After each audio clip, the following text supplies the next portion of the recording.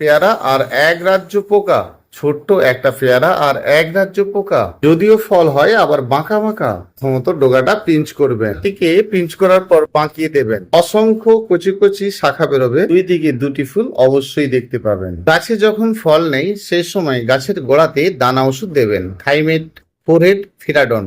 অল্প স্বল্প দিন কাজ হবে। ফলটিকে হারভেস্ট করার আগে অবশ্যই 2বার চুনের জল দেবেন। হ্যাঁ, গাছে ফল থাকা অবস্থাতে গাছের ফলে বা গোড়াতে কখনোই ওষুধ দেবেন না। গাছের গোড়াতে যদি ফল থাকা অবস্থায় কোনো দানা ওষুধ দেন তাহলে ফলটা তিতো হবে, সেই ফল খাওয়া উচিত নয়। তাহলে গাছের গোড়াতে ফল হারভেস্ট করার সময় ঠিক সপ্তাহে 2বার চুনের জল দেবেন। 100 গ্রাম চুন 10 লিটার জল এই আন্দাজে দেবেন গাছের গোড়াতে। তারপরে আপনি ফলের মধ্যে দেখবেন ওই চুনের জল যখন গোড়ায় দিচ্ছেন ওইটাই আপনার ফলের মধ্যে প্রবেশ করছে।